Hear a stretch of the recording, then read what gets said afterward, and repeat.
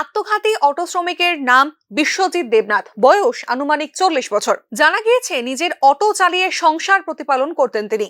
এর মধ্যেই নির্দিষ্ট রুটে অটো চালানো যাবে না বলে ফতোয়া জারি করেন স্থানীয় বিজেপির দুই নেতা অসীম মুখার্জি ও কোমল দেবনাথ, এবং তাকে অকথ্য ভাষায় গালি দিয়ে যথেচ্ছ অপমান করেন।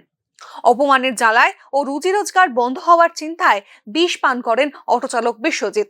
চিকিৎসাধীন অবস্থায় জীবিতে আনার পর গতকাল তার মৃত্যু হয়। বুধবার ময়না তদন্তের পর পরিবারের হাতে তুলে দেওয়া হয় তার দেহ।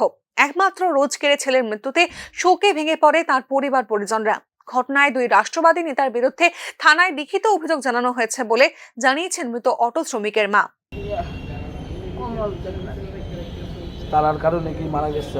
তারা হচ্ছে তারা এই অপমান করছে, তারা লেগে আমার মনে করছে অনেক কইতে গেলে তারাই মনে খাওয়াইছে।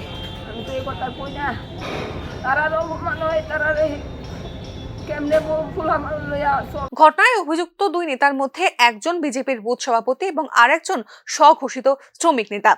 তবে শুধু বিশ্বজিতের ঘটনায় নয়, রাজ্যের বিভিন্ন অটো স্ট্যান্ডগুলিতে কামাই বাণিজ্য চালু রাখতে মাফিয়াগিরি ও ফতোয়া সমানভাবে চালু রেখেছে এক শ্রেণীর স্বঘোষিত বিজেপি নেতা।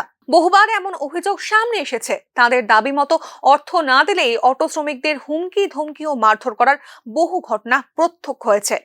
সবকিছু জেনে শুনেও অবশ্য চুপ শাসক দলীয় শ্রমিক সংগঠন ও শাসক দল। লাভের বকরা তাদের কাছেও যায় বলে গুঞ্জন উঠেছে বারবার। Bureau report, news now.